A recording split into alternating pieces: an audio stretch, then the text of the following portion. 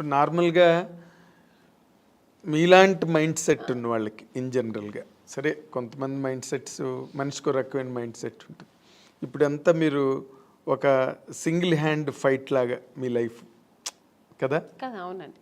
అప్పుడేమో పెళ్ళికి ముందు అన్ని బాధ్యతలు మీ మీద వేసుకుని అన్ని ఇంట్లో ఫాదరు మదరు మీరే అయ్యి అన్నీ చేశారు.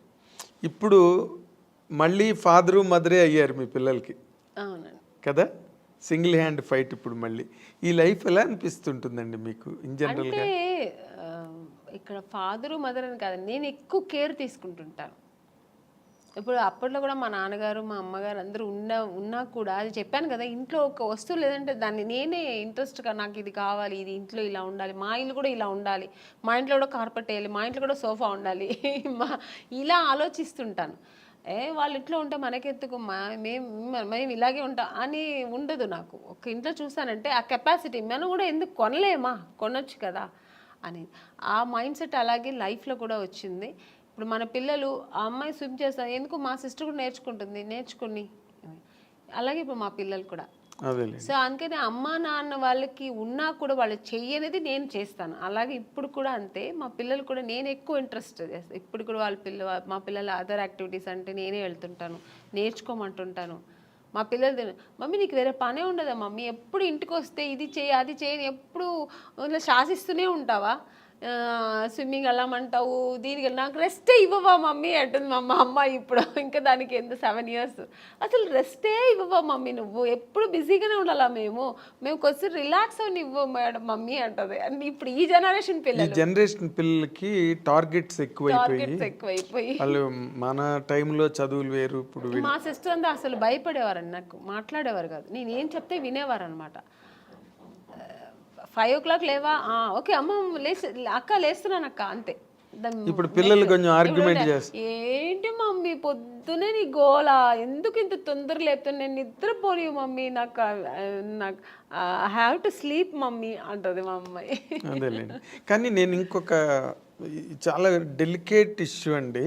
బట్ ఈ తరం హీరోయిన్లకి కొంతమందికి మీలాంటి ఒక సీనియర్ యాక్ట్రెస్ చెప్పే మాటలు వాళ్ళకి హెల్ప్ కావచ్చు. ఒక్కొక్కసారి ఒక ఇంటర్వ్యూలో మాటలు విన్నప్పుడు మీరు ఇంత ఒక డొమెస్టిక్ మైండ్ సెట్, ఒక హౌస్ వైఫ్కి ఏం కావాలో ఆ అవసరమైన ఆ మానసిక పరిణితనండి, పరిపక్వతనండి, అన్ని వైపుల నుంచి అన్ని జాగ్రత్తగా సంరక్షించుకుంటూ వచ్చే ఒక లైఫ్ స్టైల్ మీది, మైండ్ సెట్. కానీ but where the mistake happened అండి మీ పర్సనల్ లైఫ్లో? నాకేం మిస్టేక్ ఏం జరగలేదండి. మిస్టేక్ ఏముంది, మిస్టేక్ అంటే ఇప్పుడు హీరోయిన్గా ఉన్నాను, కొన్ని అదే హీరోయిన్ అవ్వడానికి ఏం ఫేస్ చేయాలో చేశాను, హీరోయిన్ అయ్యాను. అంటే ఫేస్ చేశానంటే ఎక్స్పీరియన్స్ అయింది తప్ప ఇలా ఉండాలి, ఓకే ఇదిగా నెగటివ్స్ లేదు, ఇలా ఓకే ఇది ఉందా, నెగటివ్ ఉందా మనకొద్దు, ఓకే దూరంగా ఉందాం, ఓకే నెక్స్ట్ మంచి జరిగింది, హీరోయిన్ అయ్యాను. పెద్ద డైరెక్టర్ గంగేమ్రన్ గారు, ఇక్కడ తెలుగులో ఈవి సత్యనారాయణ గారు, చేశాను. ఓకే ఐ లక్, దేవుడు గాడ్ గ్రేస్. అలాగే ఇంకా మ్యారేజ్ లైఫ్లో కూడా ఒక మ్యారేజ్ చేసుకున్నాను, నాకేం పెద్ద టెన్షన్స్ లేదు. నేను అనుకున్నట్టే నేను ఎలా ఉండాలనుకున్నా అలాగే ఉంటున్నాను హ్యాపీగా. నాకు అక్కడ ఏం రిస్ట్రిక్షన్స్ లేదు, ఏ ఫోర్స్ లేదు, నేను ఎలా ఉండాలో అలా. ఇంట్లో ఫ్రీ బర్డ్ నేను. కానీ చాలా విచిత్రమైన విషయం, అందరూ విచిత్రంగా ఆమన్ గారి విషయంలో ఫీల్ అయ్యేది, మీరు చాలా దైవభక్తురాలు, సంప్రదాయవాది, అసలు 16 అణాల హిందూ అమ్మాయి, ముస్లిం పర్సన్ని ఎలా చేసుకోవడం అన్నది అసలు సంథింగ్. అంటే నాకు మతాల మీద నమ్మకం లేదండి. నాకు రిలీజియన్ అనేది ఏం లేదు, ఆడ మగ అంతే. అంటే ఇప్పుడు నేను పెరుమాళ్ బాలాజీని ముక్తా అంటే అది నా ఇంట్రెస్ట్, నాకు అది ఇష్టం. అందుకని అల్లా ముక్తున్న తప్ప నేను అనట్లేదు, జీసస్ ముక్త తప్పనట్లేదు. జీసస్ నాకు ఇష్టమైతే నేను ఇప్పుడు నాకు కూర్చున్నప్పుడు చర్చికి వెళ్ళాలి అనిపిస్తే వెళ్తాను. అలాగా నాకు చర్చికి వెళ్ళే వాళ్ళు చాలా మంది, అలాగే నాకు ఫ్రెండ్స్ కోసం కూడా రిలీజియన్ మతాల మీద పెద్ద ఇదేం లేదు నాకు. సో అందుకని నాకు ఆ ప్రాబ్లమ్స్ లేదు. కానీ నాకు ఇష్టం పూజలు చేయడం, ధ్యానం చేయడం, మంత్రాలు చదవడం ఇవి నాకు ఇంట్రెస్ట్. అది నేను చేసుకుంటా. అందుకని వేరే వాళ్ళ మీద నువ్వు ఇలాగే చేయాలి, ఇదే నమ్మండి, ఇది చేయండి అని నేను ఎవరిని ఫోర్స్ చేయను.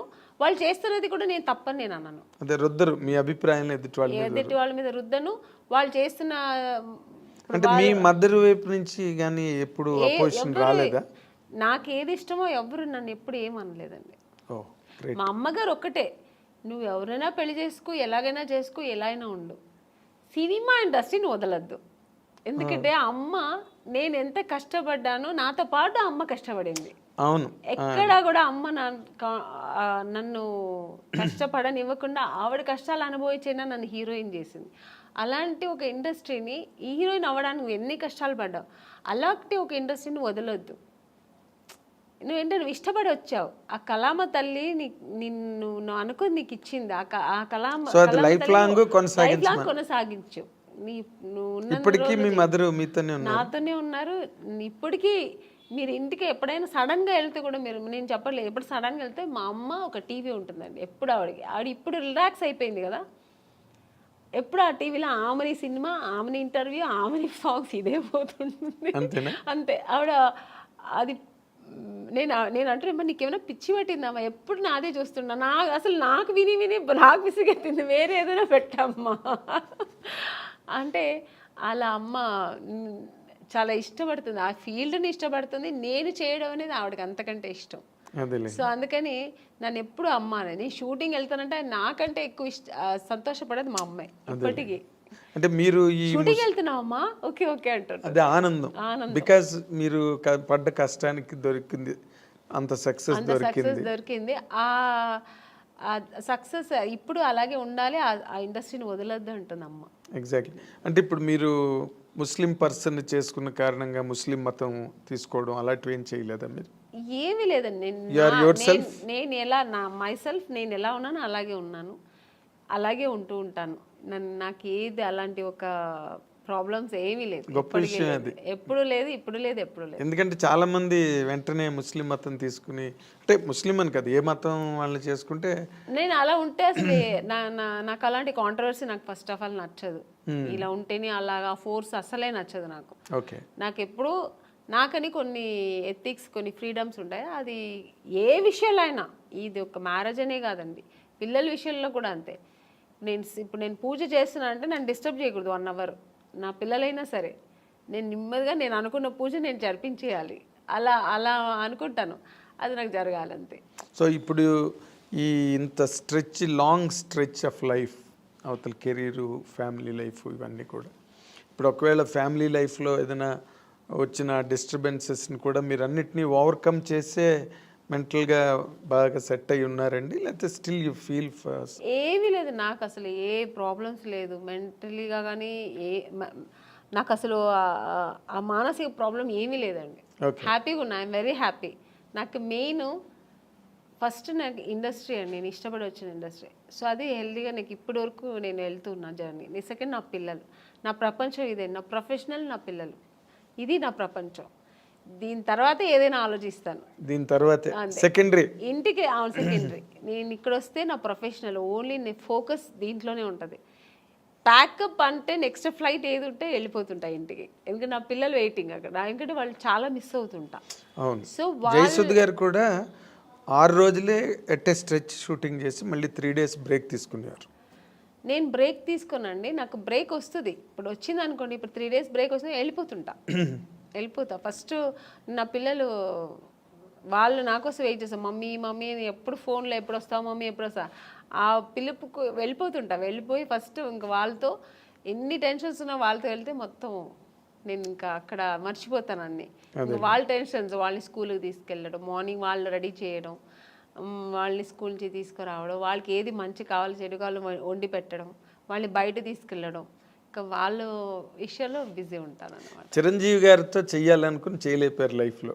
ఇప్పుడు చిరంజీవి గారి అబ్బాయి రామ్ చరణ్ అసలు ఇంటర్నేషనల్ గ్లోబల్ స్టార్. అవునండి. రామ్ చరణ్తో చేసే అవకాశం ఏమైనా ఉందా మీరు? ఇప్పుడు లేదు, వస్తే మాత్రం చేస్తానండి హ్యాపీగా. అదే రామ్ చరణ్ తర్వాత ఇప్పుడు ఈ younger generation heroes junior NTR గారు కానీ, మహేష్ బాబు కానీ, అవకాశాలు ఏమైనా వచ్చాయా? మీకు ఇప్పటి వరకు? మహేష్ బాబు గారు సినిమా చేశాను రీసెంట్గా. ఇంకెవరితో చేయ అవకాశం రాలే, వస్తే మాత్రం హ్యాపీగా చేస్తానండి, చాలా సంతోషంగా చేస్తాను. వాళ్ళు బాగా మీకు ఇష్టమైన హీరో ఎవరండి యంగర్ జనరేషన్లో?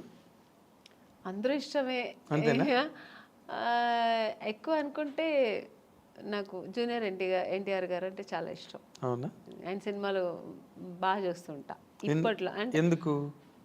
అంటే ఆయన కూడా బాగా డాన్స్ ఎనర్జెటిక్గా బాగా చేస్తారు. అంటే అందరూ చెయ్యరని చెప్పట్లేదు.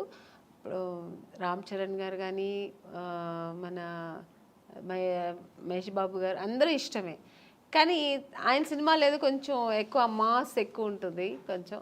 సో అదే మాస్ హీరో. హీరో అందుకని ఆయన ఫస్ట్ ఇది కూడా బిగ్ బాస్ చేసేది కూడా నేను చాలా ఇంట్రెస్ట్గా చూసాను నేను. అవునా? అంత చిన్న వయసు అంత చక్కగా మాట్లాడడం అన్ని చక్కగా స్పీకర్. నెక్స్ట్ ఇప్పుడు నాగార్జున గారిది కూడా బాగుంది. బట్ జూనియర్ ఎన్టీఆర్ గారు ఫస్ట్ టైం చేశారు కదా అలాంటిది ఈవెంట్, ఆయన చేయడం ఫస్ట్ టైం కదా అది. Exactly. So very very nice Amani గారు, చాలాసేపు మా స్టూడియోకి వచ్చి చాలా చాలా విషయాలను మీరు గుర్తు చేసుకున్నారు, చెప్పారు. చాలా హ్యాపీ. మీ సెకండ్ ఇన్నింగ్స్ కూడా మంచి మంచి క్యారెక్టర్లు, మళ్ళీ ఒక 25 ఏళ్ళ తర్వాత మిమ్మల్ని ఎవరైనా ఇంటర్వ్యూ చేస్తే మళ్ళీ ఈ క్యారెక్టర్లన్నీ చెప్పి మాట్లాడండి, మంచి క్యారెక్టర్స్ మీరు చేయాలని. మీకు గాడ్, మీరు నమ్మే దేవుడు అన్నీ మీకు ఇంకా బాగా ఇచ్చి హ్యాపీ లైఫ్ ఇవ్వాలని కోరుకుంటూ, ఈ wish you all the very best from the I dreams side అండి.